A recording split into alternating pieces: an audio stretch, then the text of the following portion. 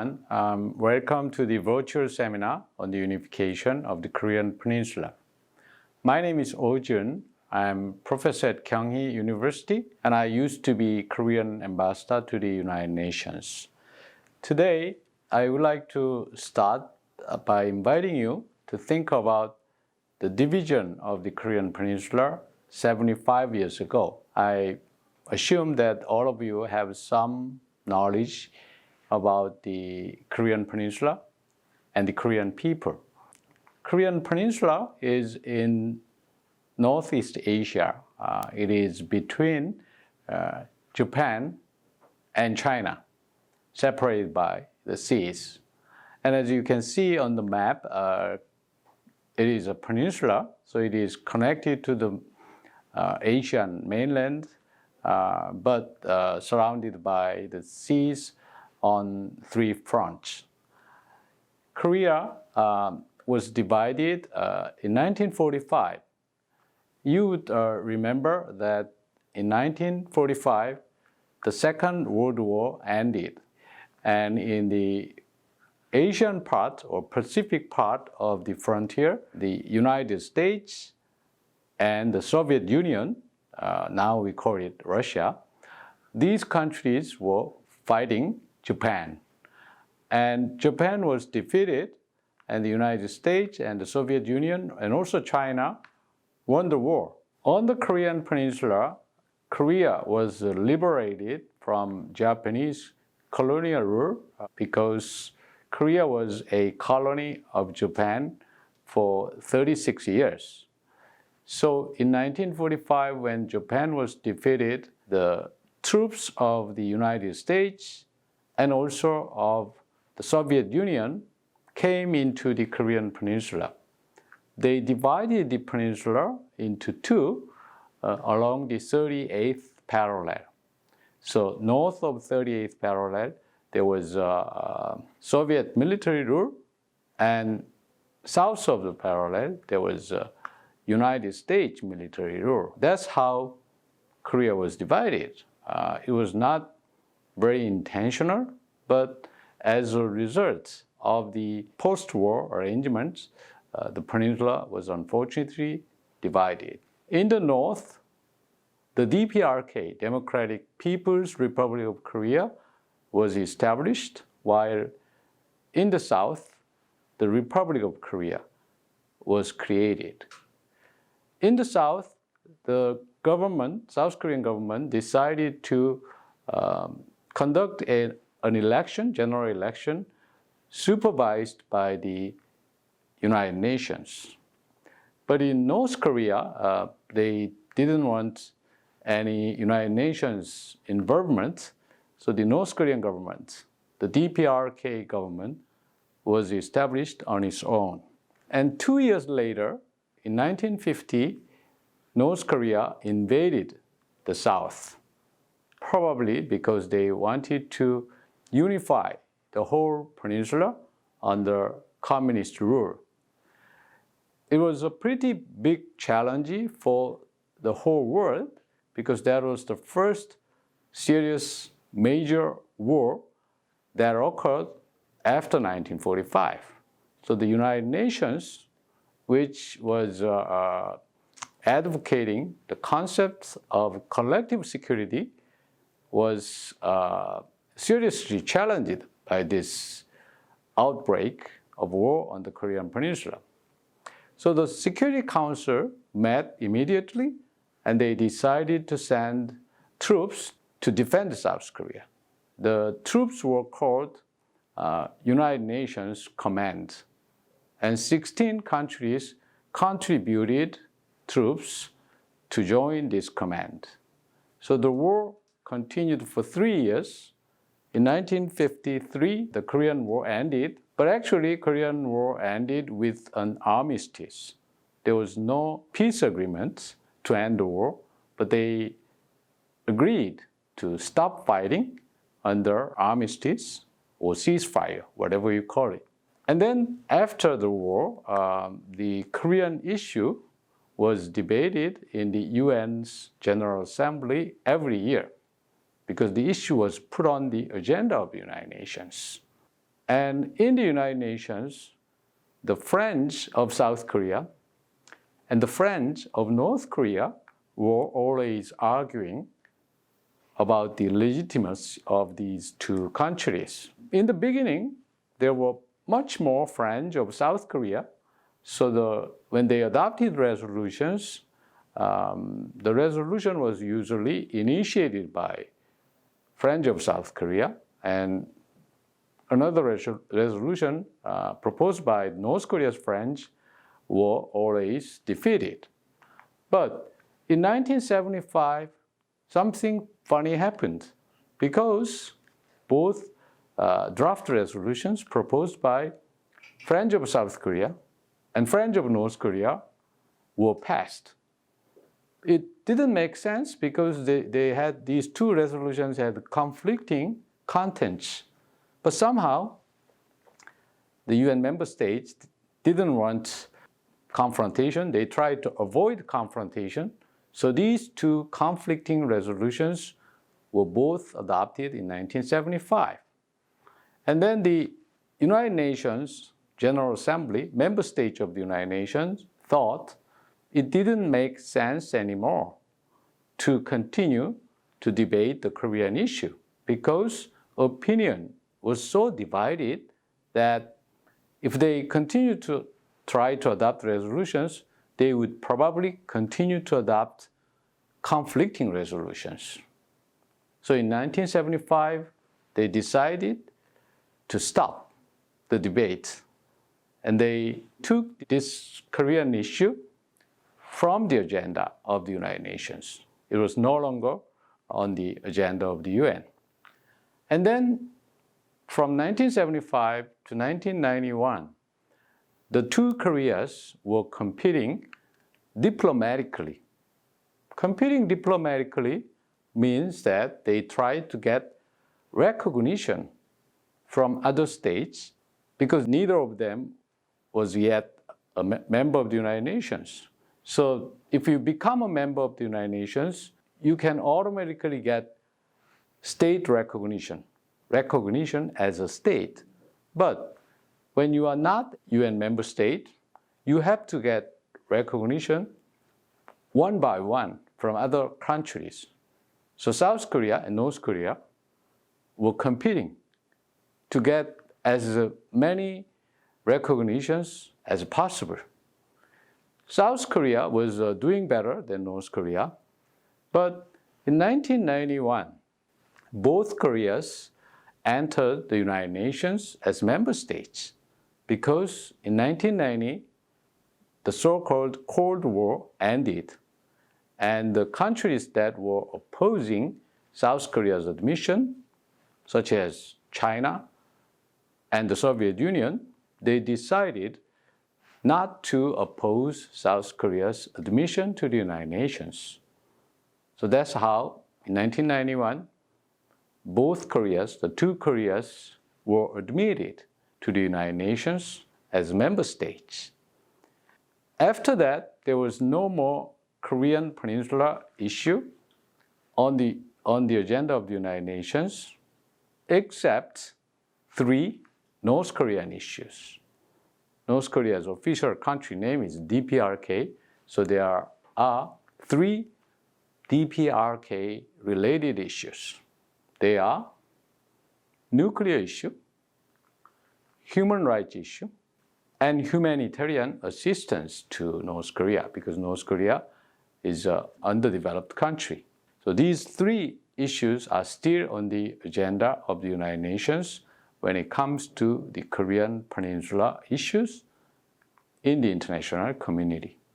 As you know, Korean Peninsula remains divided into two. And if you go, for example, the village of Panmunjom, which is also called Truce Village, you can still see these soldiers from South Korea and North Korea are patrolling, guarding together there. And they sometimes hold meetings at Panmunjom. In today's world, there are 82 million Koreans, ethnic Koreans, all over the world. 50 million of them are in South Korea, 25 million of them are in North Korea, and 7 million, they are all over the world as Korean diaspora. At this point, what I think is most important in making progress towards peace and unification on the Korean Peninsula, there are three things. One, resolve the North Korean nuclear issue. Two, restore trust and national unity, identity between the two Koreas. Three, raise awareness among people on the necessity of unification. I will go through them one by one. Resolving the North Korean nuclear issue is unfortunately the most difficult and the most urgent thing to do if we want to make progress towards peace and unification on the Korean Peninsula. The North Korean nuclear issue was not as big as it is now, probably until 15 years ago. But as you know, in 2006, North Korea conducted first nuclear bomb test, and since then, they had 6 rounds of nuclear bomb tests.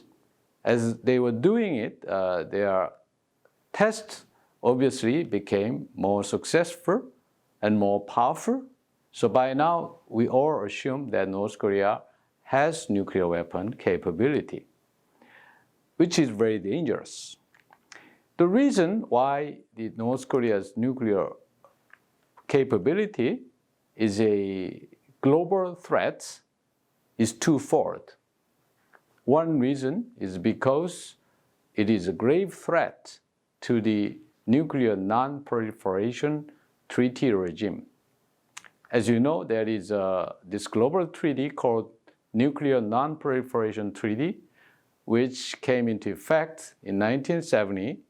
And according to this treaty, and according to the regime the treaty created, all the countries in the world promised not to develop nuclear weapons, and in return, they can use nuclear technology for peaceful purpose.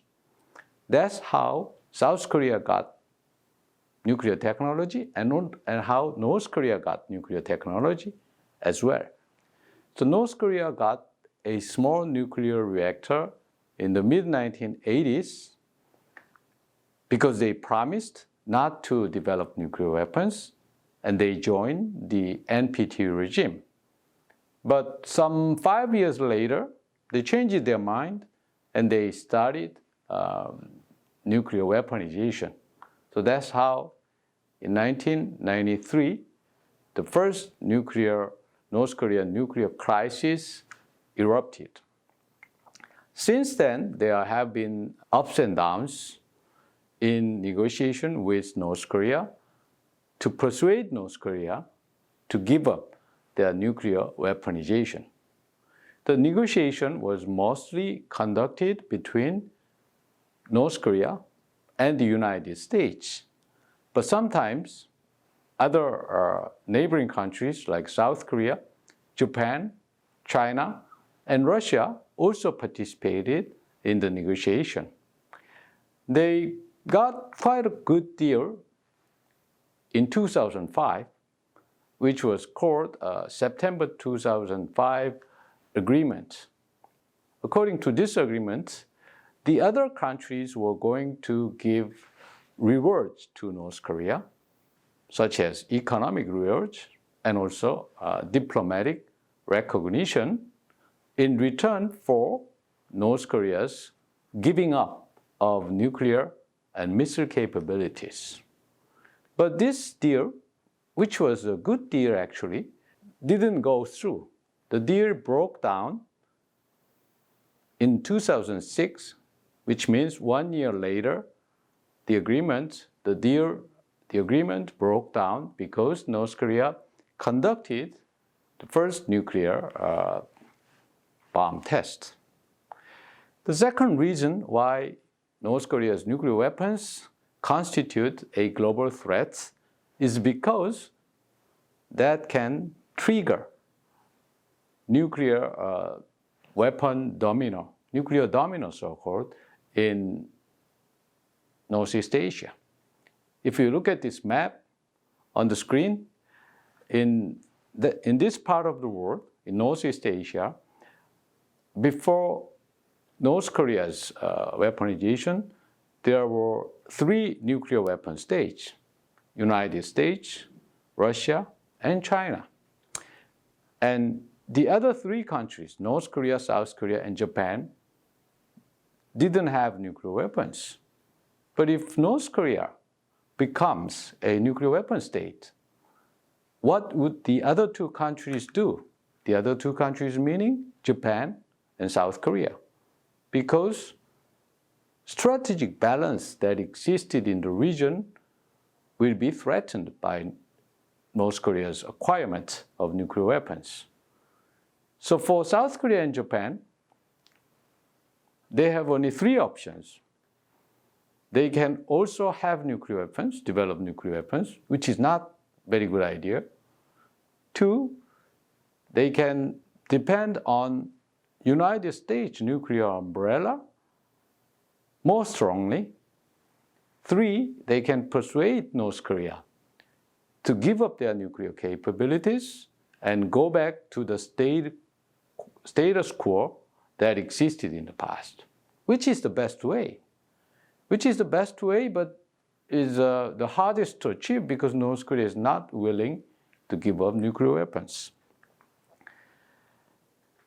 But because of its nuclear bomb test, 6 rounds of tests, and also numerous missile tests, North Korea is under United Nations sanctions, probably one of the most robust sanctions regimes that existed in the history of the UN.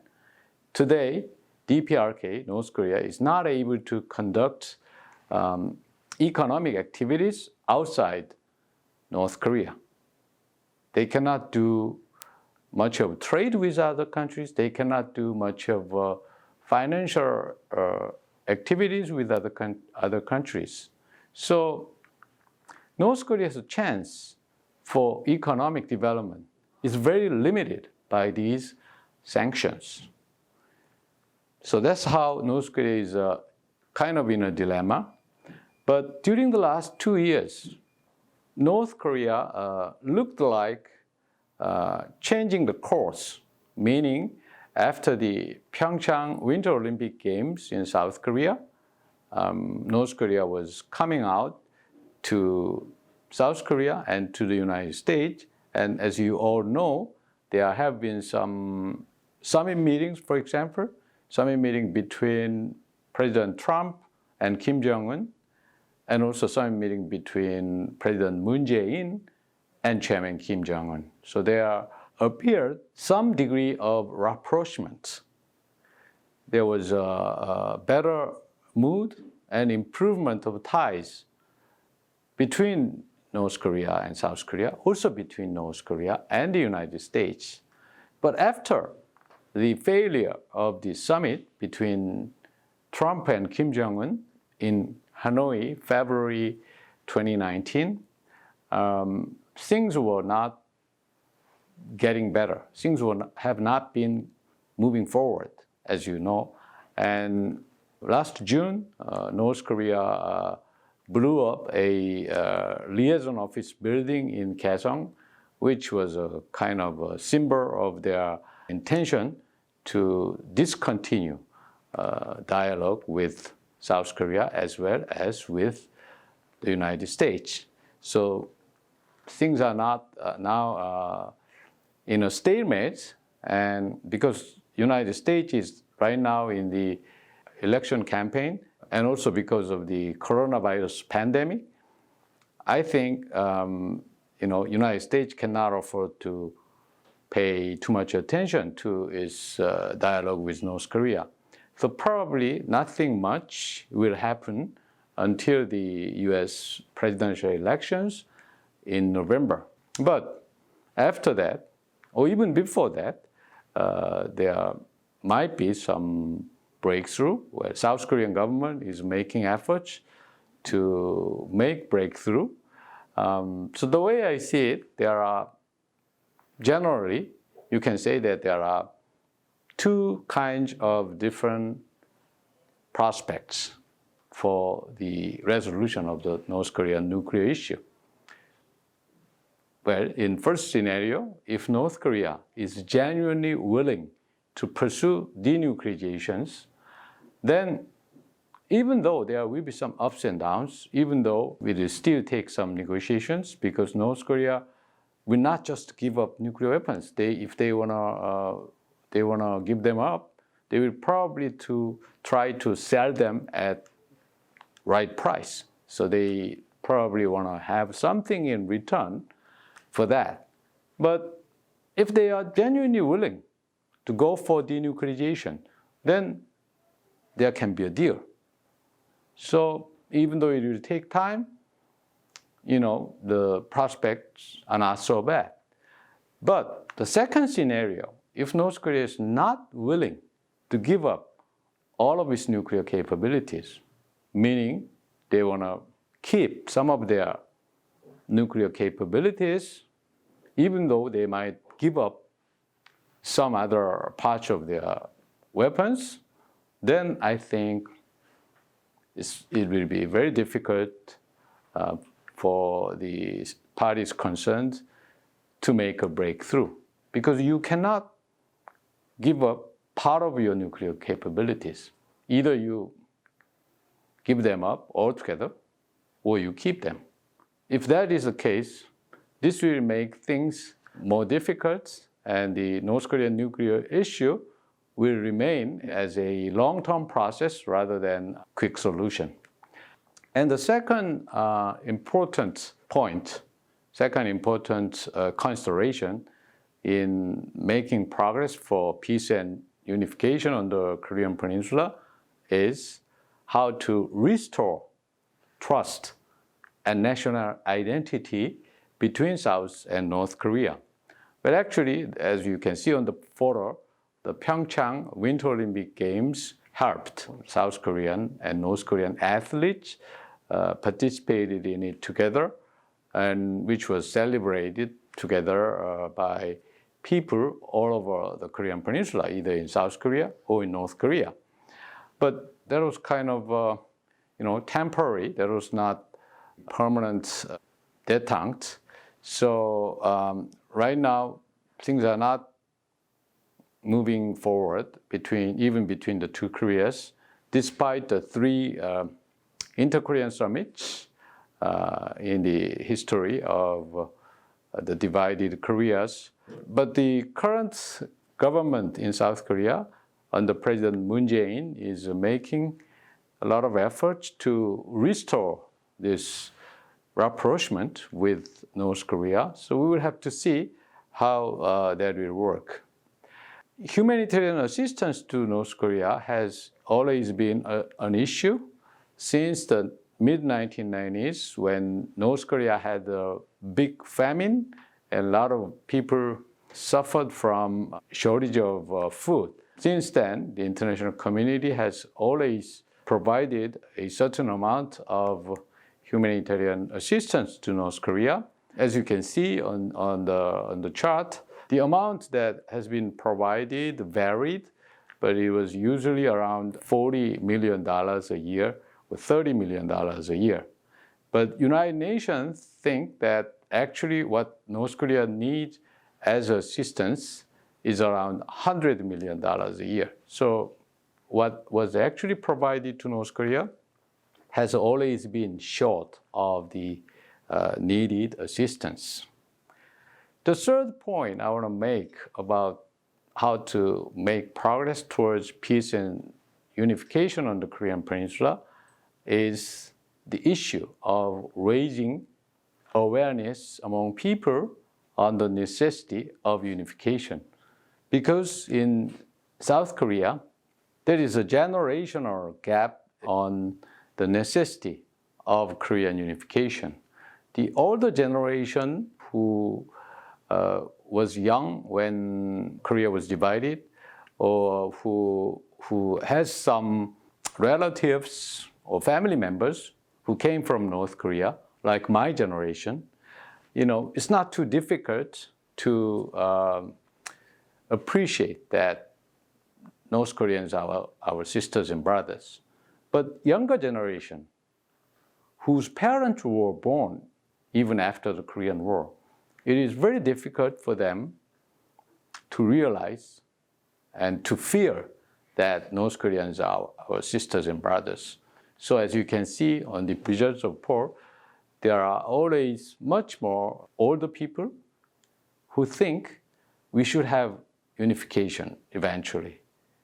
And younger people who don't necessarily share that kind of view, Why bother? Some young people might think, why bother, trying to pursue unification with North Korea when we are so different from each other? If that kind of gap exists in South Korea, then as we all know, the older generation will go, and if we don't get unification in 10 years, 20 years, 30 years, I think it will be even more difficult for the two Koreas to be reunited. So that's why we need to raise or maintain awareness among people on the necessity of unification on the Korean Peninsula. And then finally, I want you to think about what the United Nations can do to help promote peace and unification on the Korean Peninsula. As you know, there have been United Nations Secretary Generals, including the existing one, Mr. Guterres. There have been 9 Secretary Generals in the United Nations. The 8th Secretary General of the UN was Mr. Ban Ki-moon, who was from South Korea. And all these UN Secretary Generals made efforts to contribute to peace on the Korean Peninsula. Their efforts sometimes brought some progress. Sometimes it didn't work. But anyway, from the perspective of the United Nations, maintaining and promoting peace on the Korean Peninsula is very important, not only for regional peace, but also peace in the world, global peace. So that's how the United Nations, especially Secretary Generals, have always been trying to help promote peace on the peninsula. If Korea is unified, if they can get unification, that will mean that after more than 7 decades, the vision of a unified government envisaged in the first UN General Assembly resolution in 1947 will finally come to realization. That would be of a historical importance.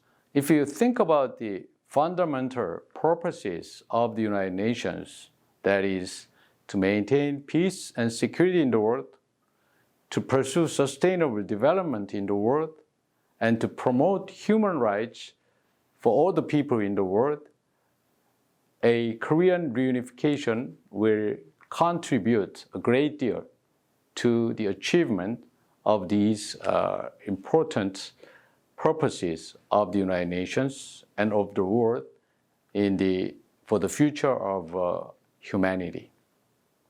Thank you.